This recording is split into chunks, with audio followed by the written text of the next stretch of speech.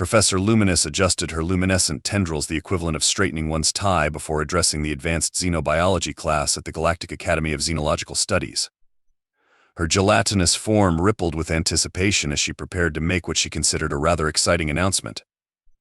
Class, today marks a historic moment for our institution. We're welcoming our first human exchange student from the newly discovered Earth. Please greet Jamie Miller with all 6 of your appendages, assuming you have them.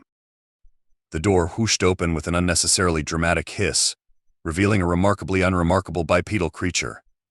Jamie Miller walked in wearing what appeared to be standard Earth attire: worn-out cargo pants, a faded t-shirt with some incomprehensible Earth text, and an expression that screamed, "I'm totally not freaking out right now." ZKR, a crystalline being who prided himself on his xenological knowledge, leaned over to his amorphous blob of a lab partner and whispered, "That's it? That's a human? Where are their backup limbs? Their defensive spines? Their quantum probability shields?" The human cleared their throat. "Hi everyone, I'm Jamie. Thanks for having me here at GAXS. Looking forward to learning about all your species and sharing about Earth." Professor Luminous's tendrils brightened encouragingly. "Perhaps you could start by telling us about your living arrangements on Earth? We're particularly interested in your domestic ecosystem." "Oh sure," Jamie perked up. "Back home, I lived with my parents and our pet snake, Noodle." The class fell silent. Even the ambient hum of the quantum gravity generators seemed to pause. Professor Luminous's tendrils dimmed to a concerned pale blue. "I apologize, but there seems to be a translation error. The universal translator is suggesting you willingly cohabitated with a serpentine predator." "Yeah, a ball python. She's super cute. Want to see pictures?" The 3 students immediately entered their species equivalent of a defensive stance. ZKR's crystalline surface developed a distinct crack pattern of distress. A gelatinous student in the back row began rapidly dividing into smaller versions of itself, their species' panic response. "A predator," Professor Luminous repeated slowly, her tendrils now cycling through various shades of confusion. "As a companion animal. In your sleeping quarters." Jamie pulled out their quantum tablet, completely oblivious to the growing tension. "Look, here she is wearing a tiny hat I made her for Christmas." The small gelatinous students in the back had now divided into about 20 marble-sized copies of themselves, each vibrating with horror. "Fascinating," Professor Luminous managed, her scientific curiosity apparently overriding her survival instincts. "And this arrangement is common on Earth." "Oh yeah, loads of people have snakes. My cousin has a bigger one named Sir Hiss. Though Mom says he's compensating for something, whatever that means." ZKR's crack patterns had evolved into a complex fractal of anxiety. "Professor," he chittered, "surely this violates some sort of safety protocol." "Actually," Jamie continued cheerfully, "Noodle's pretty small compared to some wild snakes back home. There's this one species called the anaconda that can." The class erupted into chaos before Jamie could finish. The marble-sized students had started rolling toward the emergency exit, leaving tiny trails of panic slime in their wake. Professor Luminous's tendrils flashed a brilliant white, commanding attention. "Class, please maintain your standard molecular configurations," she turned to Jamie. "Perhaps we should discuss the concept of pets more broadly." "Sure," Jamie shrugged. "Though I'm not sure why everyone's so worked up. Noodle mostly just lies around in her warm spot, and occasionally does a little tongue flick thing that's absolutely adorable." "Adorable," ZKR's voice cracked, literally sending crystalline shards skittering across his desk. "You find a predator's taste-testing behavior. Adorable. Well yeah, look, here's another pic of her yawning. Isn't she precious?" The image of a ball python mid-yawn, displaying an impressive array of teeth, appeared on the classroom's holoscreen. The remaining marble-sized students who hadn't yet escaped began rolling faster toward the exit. Professor Luminous, ever the professional, attempted to steer the conversation toward academic territory. "Perhaps you could explain the practical benefits of maintaining such a creature in your dwelling." "Practical benefits?" Jamie looked confused. "She's family. You don't keep family around for practical benefits." This concept seemed to short-circuit several students' cognitive processes. A silicon-based life form in the front row began rebooting. "But surely," ZK pressed, desperately trying to make sense of this madness, "it serves some function? Perimeter defense? Waste management? Quantum stabilization?" I mean, she's great at snuggling. And sometimes she helps me eat eggs. Helps you. Eat eggs. Professor Luminous's tendrils tied themselves into a knot of confusion. Yeah, she unhooks her jaw and swallows them whole. It's pretty cool, actually. Want to see a video? The silicon-based student, who had just finished rebooting, immediately crashed again. Let me get this straight, ZK Tayar said, his crystalline structure vibrating with intensity. You not only cohabitate with a predator capable of unhinging its skeletal structure, but you also share meals with it. Share meals? Oh no, she has her own special eggs. I mean, she could probably eat mine if she wanted, but she's pretty good about boundaries. Except for that one time with the hamster. But we don't talk about that. Professor Luminous's tendrils had gone completely clear, a sign of severe cognitive distress. The hamster. Different story, different pet. Don't worry about it, Jamie waved dismissively. Hey, would you all like to meet Noodle? I actually brought her with me today. She's in my bag right now. The class descended into absolute chaos. The silicon-based student blue-screened. ZKR shattered into exactly 847 pieces, each one screaming in a tiny crystalline voice. The remaining marble-sized students achieved speeds previously thought impossible for gelatinous matter. Professor Luminous's form rippled with what might have been either fascination or terror. It was hard to tell with gelatinous xenobiology professors. You brought the predator here. Of course I brought her, Jamie said, reaching into their bag. I couldn't just leave her alone in my dorm. That would be irresponsible. The class watched in horror as Jamie pulled out a small terrarium containing a coiled ball python. Noodle lifted her head lazily, flicking her tongue at the exotic scents of 24 panicking alien species. See?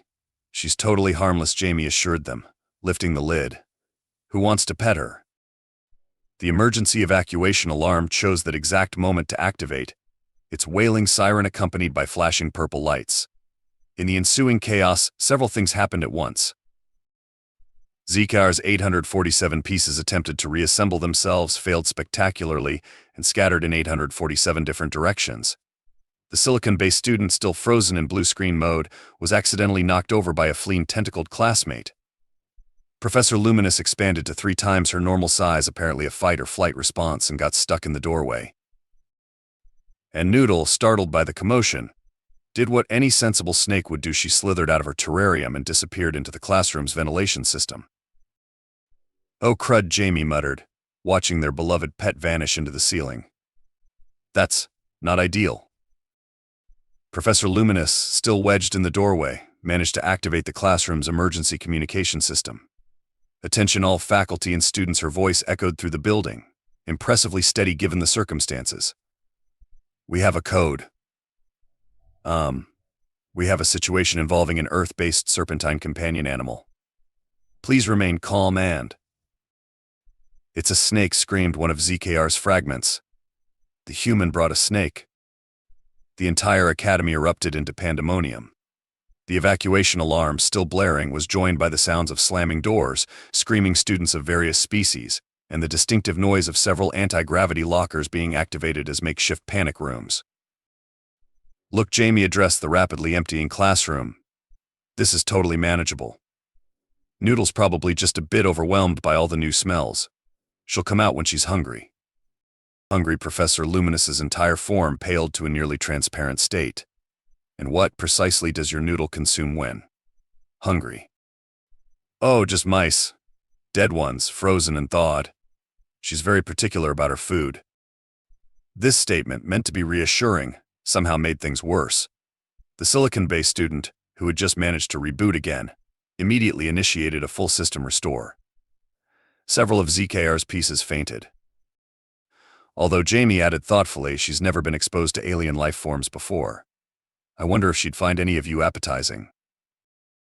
The Academy's security response was both immediate and hilariously inappropriate. Chief Security Officer Bezik Tati, a hive mind of luminescent insects, deployed what they called their standard Earth Predator Containment Protocol, which, given that Earth had only been discovered 3 months ago, was clearly made up on the spot.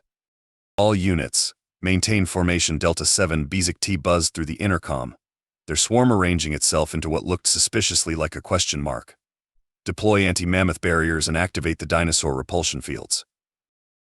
Jamie watched as security drones erected force fields designed to stop creatures approximately 50 times Noodle's size. You guys know she's only about 4 feet long, right? 4 feet. Several of Bezik's component insects fainted, dropping from the swarm like tiny glowing raindrops. The creature has 4 feet. No, that's her length. She doesn't have any feet. She's a snake. No feet. The security chief's entire swarm spiraled into a panic helix. How does it pursue its prey? She kind of wiggles. The anti-mammoth barriers were hastily recalibrated to ground level, creating a labyrinth of shimmering force fields throughout the academy.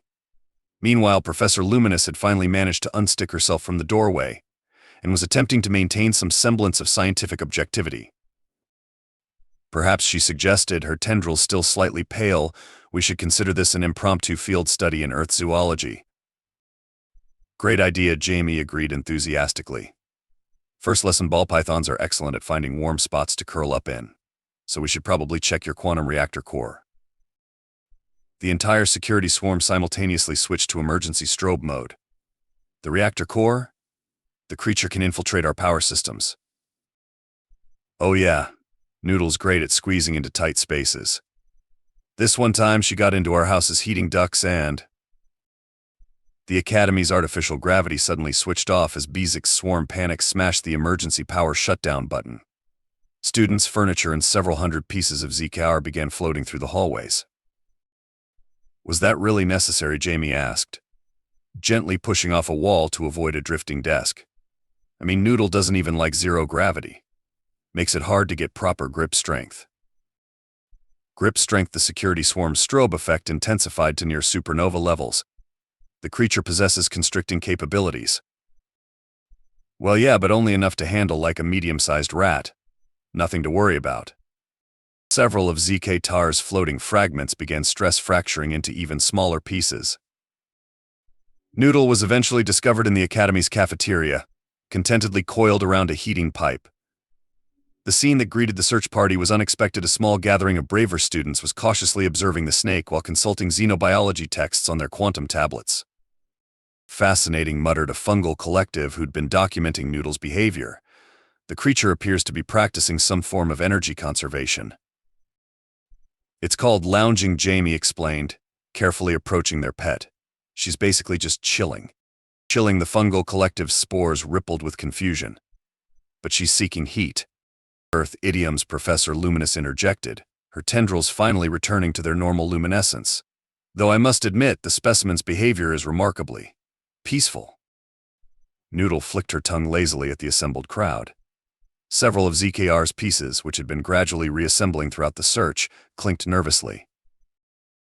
You know, said a tentacled student who'd been quietly observing, she reminds me of my colonial spore symbiote back home. Just wants a warm spot and occasional snacks.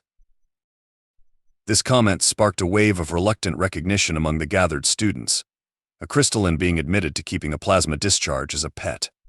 The fungal collective confessed to nurturing a bacterial garden for companionship.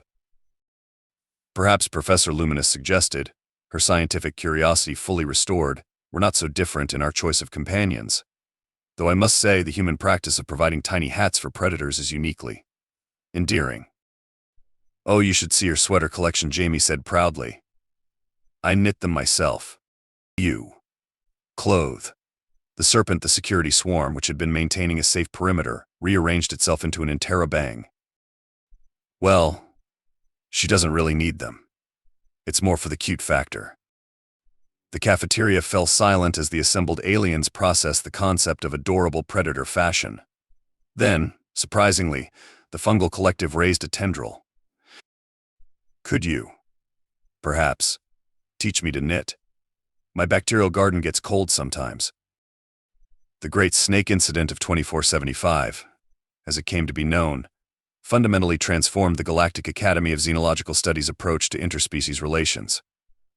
The new pet policy, drafted over 17 quantum cycles of heated debate, ran to exactly 2,847 pages, with roughly 2,000 of those devoted to defining what constituted a reasonable companion animal. Jamie's impromptu snake demonstration had sparked an unexpected renaissance in cross-species pet appreciation. The Academy's halls soon echoed with discussions of various companion creatures from across the galaxy. Even ZKR, once fully reassembled, reluctantly admitted to being intrigued by the concept of a creature that could shed its skin, something his crystalline species had always dreamed of doing. Professor Luminous established the Department of Comparative Companion Studies, with Jamie as its first student advisor. Her first lecture, titled From Predator to Pet: The Paradoxical Path of Human-Animal Domestication, drew such a crowd that they had to broadcast it across 3 quantum dimensions to accommodate all the attendees. The fungal collective not only mastered knitting but started a thriving business creating micro-scarves for bacterial gardens across the galaxy. They named their company Noodle's Knitwear, with their logo featuring a surprisingly accurate rendition of a ball python wearing a tiny top hat. Security Chief Bezik's swarm underwent mandatory desensitization therapy, though they still occasionally formed into an exclamation mark whenever Jamie walked past with Noodle's terrarium. They did, however, develop a more reasonable Earth pet containment protocol. That didn't involve dinosaur repulsion fields or anti-mammoth barriers. The silicon-based student finally achieved stable runtime after downloading a comprehensive Earth Animals 101 database, though they still occasionally displayed a blue screen of death whenever Noodle yawned. They eventually created a popular virtual reality simulation called Snake Simulator, allowing curious aliens to experience the joy of basking under a heat lamp and unhinging their jaws to eat eggs. Even the Academy's architecture adapted. The heating pipes in the cafeteria were officially designated as auxiliary pet warming stations, complete with small cushions for various species companions. The ventilation system was renovated to include what the maintenance staff called Noodle highways, clear tubes running throughout the building where various pets could safely travel and be observed. Jamie's reputation grew beyond the Academy.